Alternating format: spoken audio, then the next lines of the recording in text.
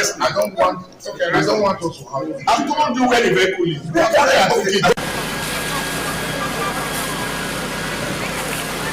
The truck was actually coming from Ring Road. It missed a step. So as it was trying to gather itself, it fell.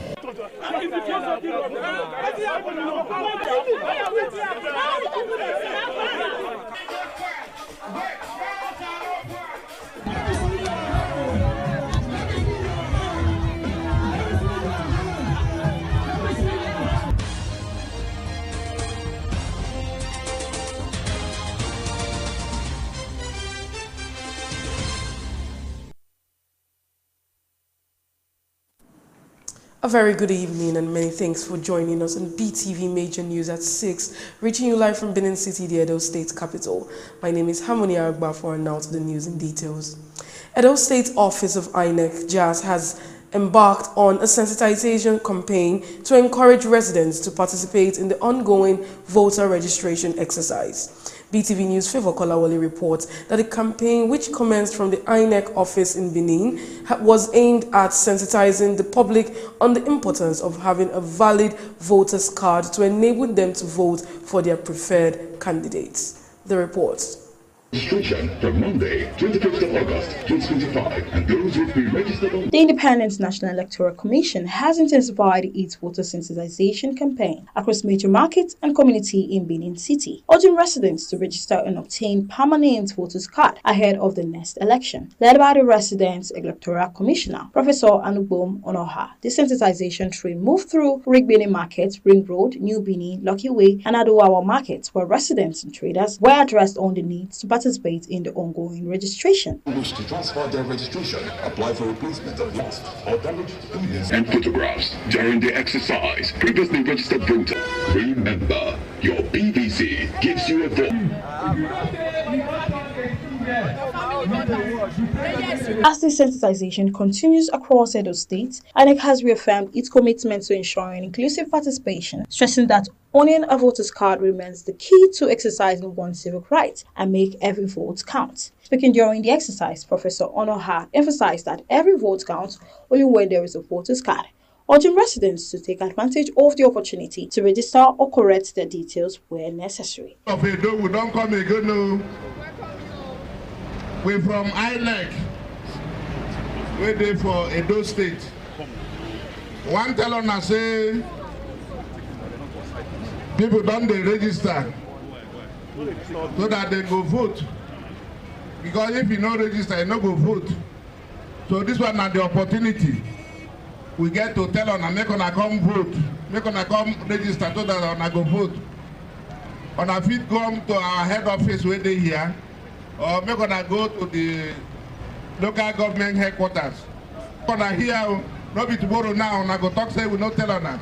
We don't tell on now. Stakeholders who joined the campaign equally appealed to residents and traders to get their voters card registered, corrected, or transferred to their preferred location to enable them to vote. That you can exercise your franchise. Don't say because who you voted for in the past election was not declared winner by INEC, and so you will not vote. No. In every election, there must be a winner, there must be a loser.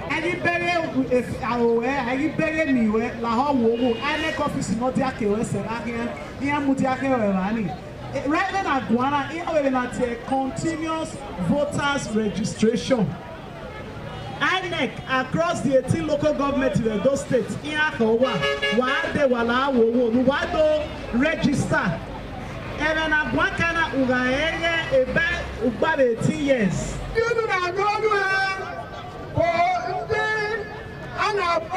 Independent National Electoral Commission.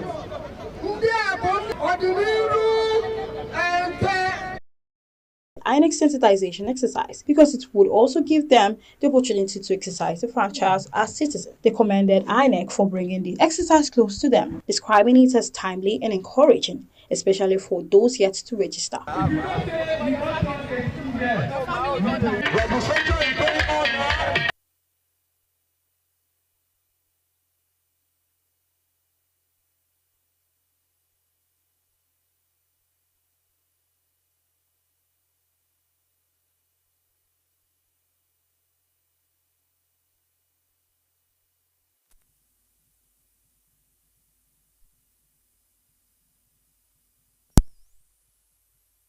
into the school curriculum.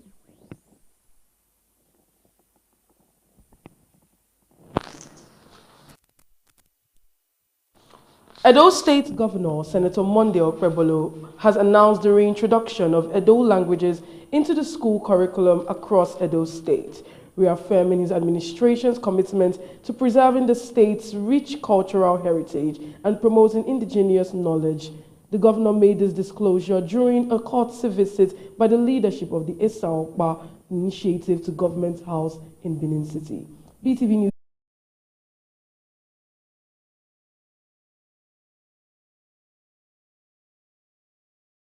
Governor Okpebolo reiterated his determination to revive Ambrose Ali University Ekpoma, describing its restoration as a victory for the people, with substantial progress already underway to return the institution to its former glory. Listing key interventions, the governor disclosed that his administration had embarked on extensive road rehabilitation and new construction projects across the state.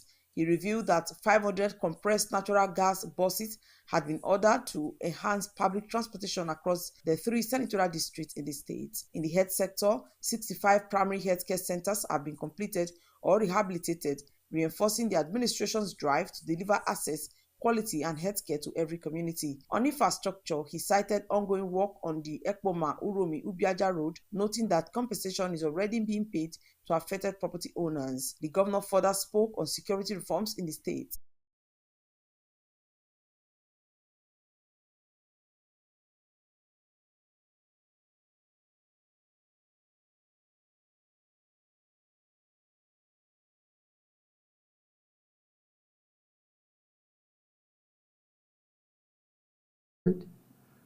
Channeling erosions into the Buba River, lot. Then Ute Palace Road, the same thing. A lot on that axis we have done. The road from here to Auchi was a problem. Nobody can pass that road, especially at this point in time. Even though we have not met the milestone we required, but we are getting some extent.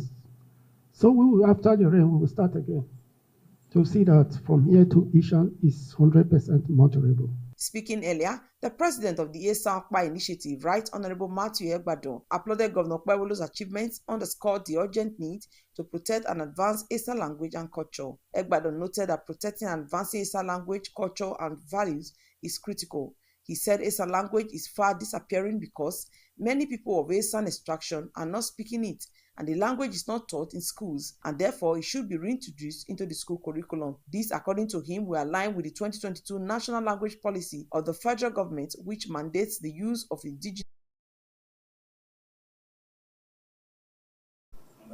We recognize that language is critical. It's what defines our culture as a people. So what we've done is, in addition to pressing or urging you to at least make that reintroduction happen, we've also invested. We're investing in Esan Learning App, which will help both Esans in Nigeria and in diaspora to be able to learn. He further appealed for support for independent power generation in Esa land through private investments models similar to Siomo and Azura, and called for the establishment of agro-based industries and stronger support for security agencies to promote rural development and community safety. Best Orator reporting for BeeTv News.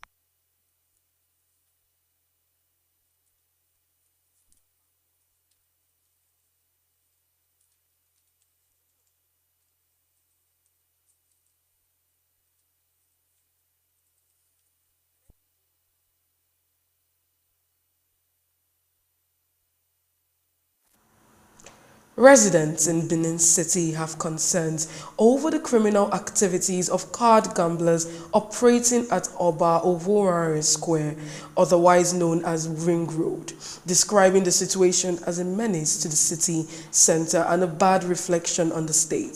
BeeTv News' Osarogi Agwebo tells us more. The card gamblers at the Oba Ovorame Square Ring Road upon sighting BeeTv News crew immediately packed their things and left the area, and acts that raised questions about the legality of their activities, especially as such incidents have become a daily occurrence at the city center without any interference from authorities or security operatives. Meanwhile, when BeeTv News crew reached out to the commander of the Edo State Task Force whose team is saddled with the responsibility of maintaining law and order. He assured that they would act swiftly to address the situation. Osarogie Agwebo reporting for BeeTv News.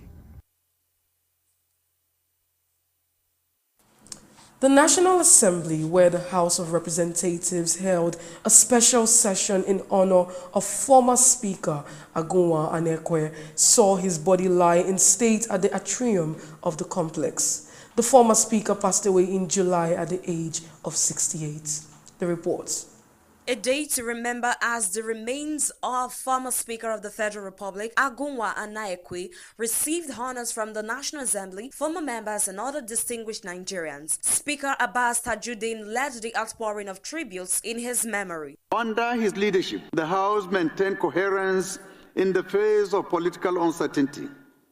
He upheld the sanctity of this House and demonstrated that even in turbulent periods, legislative order can be preserved through restraint and conviction. Other contributors, including the Deputy Speaker and colleagues of the dead, are consoled with the remarkable achievements of the late Agunwa Anekwe, brave surgeon as Speaker. They challenged leaders in position of authority to always be conscious of the legacy they leave behind. He was a man who not only served in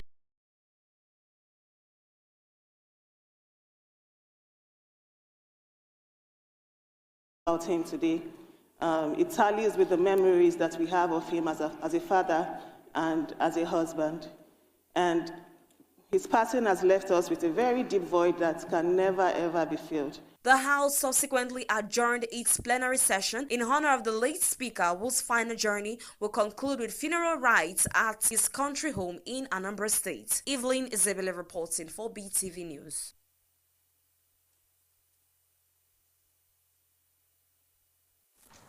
The United Nations Children's Fund, UNICEF, reports that over 2 billion people worldwide will still lack access to basic hand-washing facilities, a situation that could undermine decades of progress in public health. UNICEF is urging Nigeria's federal and state governments to increase investment in infrastructure and education, particularly in schools and rural communities.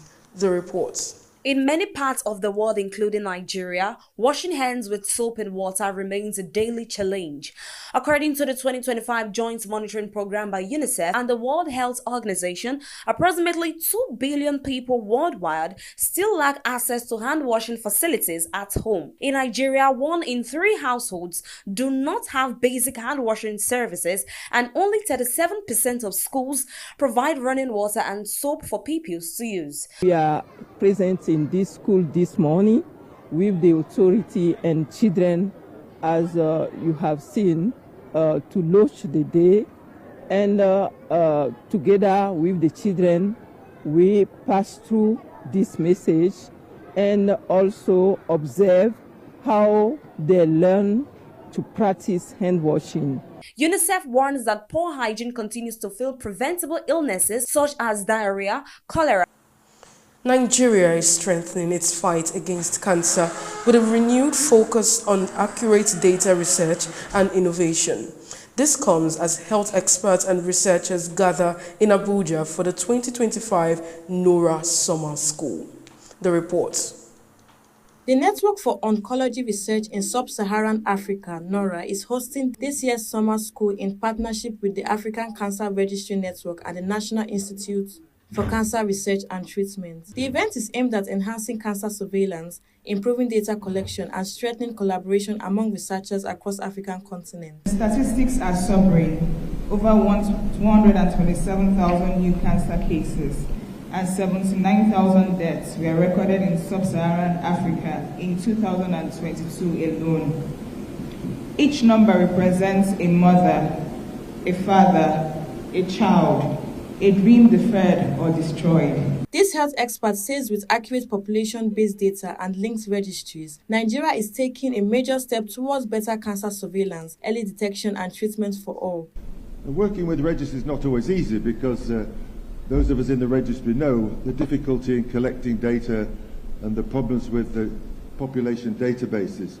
They're not perfect because we try to include everybody, not merely the people attending the specialist hospitals. The speaker before me emphasize the importance of understanding what our public health is about by understanding the kind of data that we generate, and it has to be quality data so that when we put in the interventions, we can go back again and see how well we're doing as a country. The good news here is NICRAT says it has concluded plans to link cancer registry data with hospital records, screening programs, and mortality databases to ensure greater accuracy. It has given very serious priority on road construction because the road is the catalyst, and it is the GDP that grows other GDP.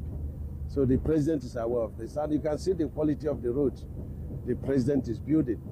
And so these are roads that when built will last up to 100 years.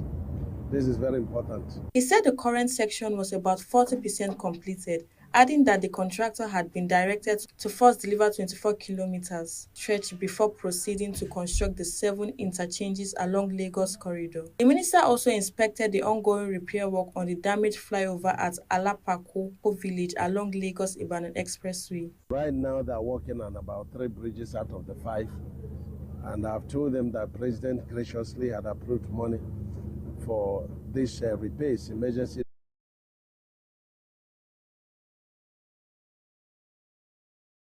By the recent invasion of the Haipang community. During a visit to the area, the senior special advisor to the governor on security, retired General Gaji Shipi, urged residents to promptly report any suspicious movement to the authorities.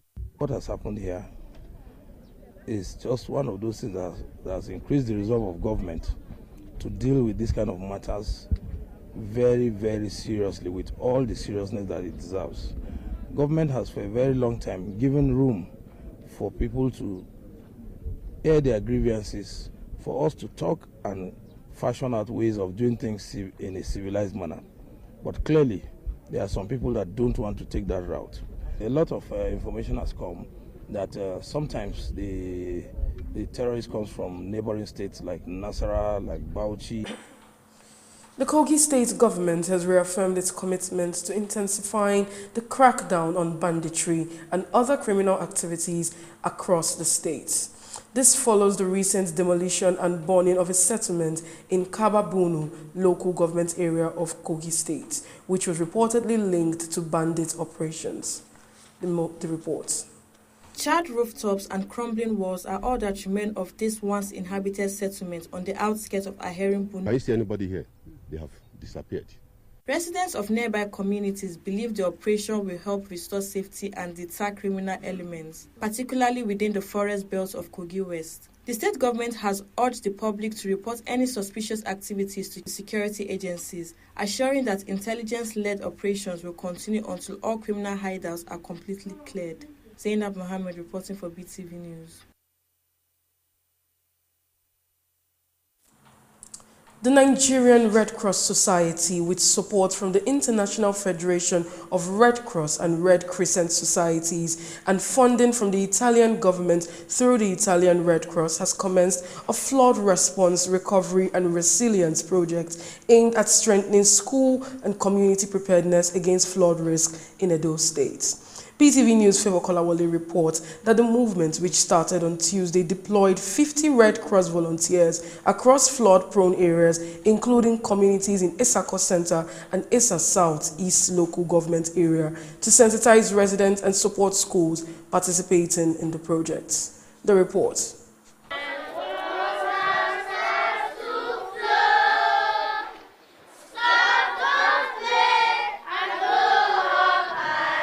As part of the initiative, the Nigerian Red Cross Society, in collaboration with the Edo State Emergency Management Agency, organized an orientation program for students to educate them on disaster preparedness, flood risk reduction, and personal safety measures. The exercise focused on orienting participants on flood preparedness, community resilience, and the importance of coordinated response during emergencies. It also featured leadership elections, the appointment of teacher focal persons, and the creation of core functional teams for key areas such as early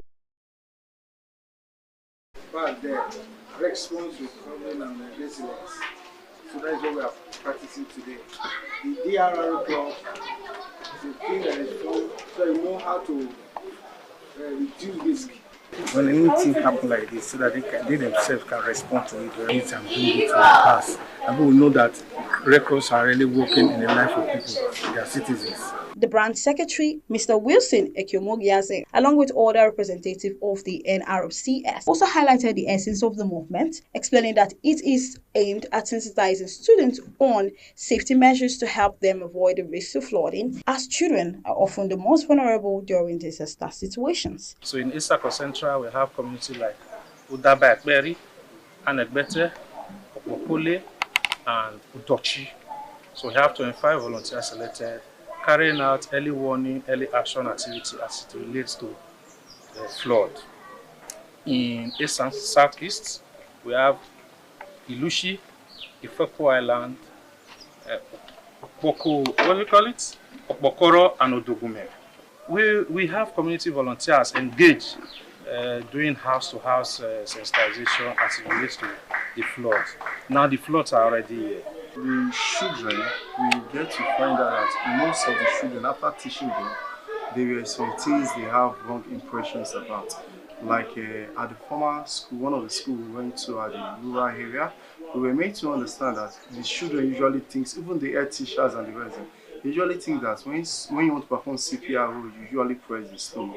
So they were able to learn that, okay, instead of the stomach, you go for the chest. That's disaster risk reduction.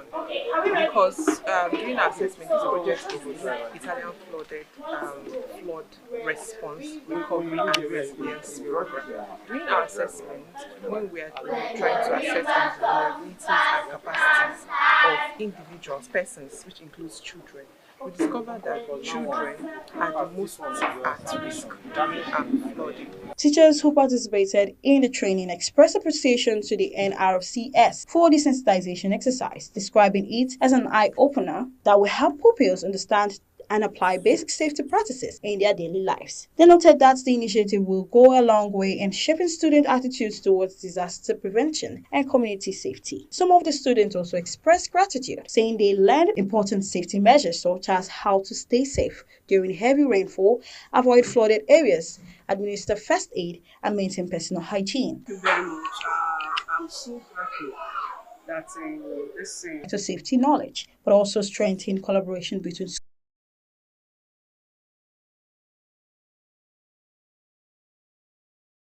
A new generation of safety-conscious citizens ready to respond and build resilience against future disaster. Favor Kolawole reporting for BeeTv News.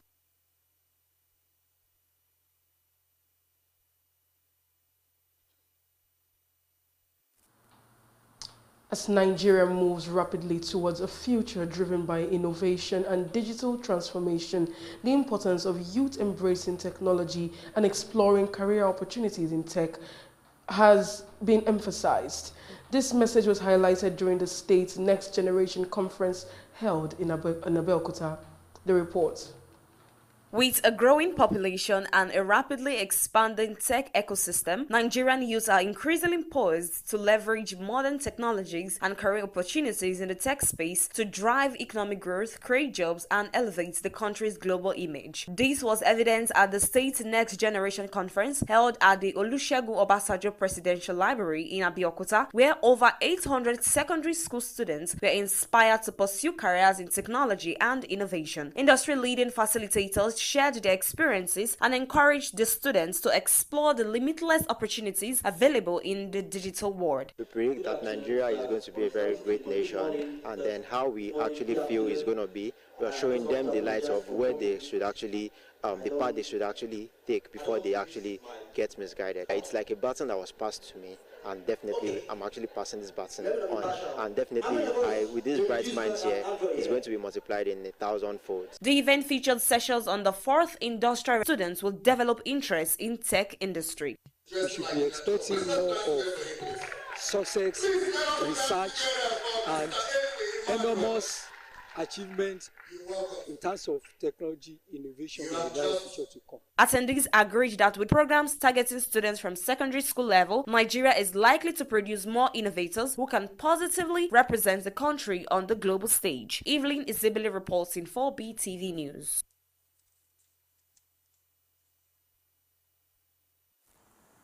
And now moving on to business news, the International Monetary Fund has released a new projection excluding Nigeria from the list of Africa's fastest growing economies.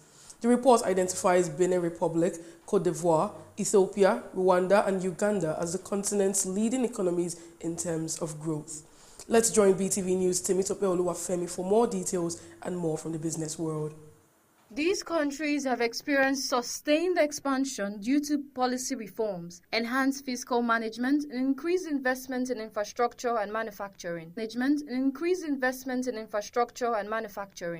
According to the IMF, Sub-Saharan Africa's overall economic growth is expected to stabilize at 4.1% in 2025, with further improvement anticipated in 2026. The IMF advised countries to prioritize domestic revenue mobilization through digital tax systems, elimination of inefficient tax expenditures, and enhanced compliance enforcement to improve economic resilience. The Dangote Petroleum Refinery has set a monthly distribution target of 600 million litres of petrol as part of measures to address domestic supply shortages and stabilize fuel price in Nigeria. The new distribution framework is being finalized with 20 selected independent. And now moving on to the global scenes, Peru is preparing to declare a state of emergency after widespread protests against newly inaugurated President José Jerry left one person dead and injured dozens of police officers. The report. Peru is on the verge of declaring a state of emergency in Lima after violent protests against newly installed President José Jerry resulted in the death of a 32-year-old man and injuries to dozens of police officers. Prime Minister Ernesto Alvarez announced late Thursday that the government would implement the emergency declaration within hours, alongside a package of security measures to address growing crime and unrest. The latest protest, held Wednesday night and led by Gen Z activists, transport workers, and civil groups, are a part of a broader wave of demonstrations against corruption and rising violence. This tension recently culminated in the dramatic ousting of former President Dina Bolaté last week. Thousands gathered nationwide, with hundreds confronting police outside Congress in Lima. Clashes erupted as protests. Scenes, Nollywood actress Uche Ogbodo has confirmed the successful completion of a recent cosmetic procedure, Lipo 360 surgery. This follows her previous Brazilian butt lift BBL surgery. Prior to the procedure, she shared a video from the hospital expressing confidence and optimism. Also, Paris Jackson receives $65 million from Michael Jackson's estate. Let's join BeeTv News' Evelyn Ezebeli for details and more from the entertainment scenes. After the surgery, Uche expressed gratitude to her medical team and confirmed that the operation went smoothly. Her openness about undergoing multiple cosmetic surgeries has sparked discussions about beauty standard, self-love, and personal choices within the Nigerian entertainment industry. Her husband, Bobby Maris, has also encouraged women who can afford such procedures to pursue them without shame. In another development, the Lagos State government has provided clarification on the arrest of Nollywood actress Sarah Martins, who was detained on October 16, 2025, while cooking and distributing free meals to the less privileged on the public road median in Admiralty, Lekki Phase 1. According to the Lagos State Commissioner for Environment and Water Resources, Tokumbo Wahab, the actress's activity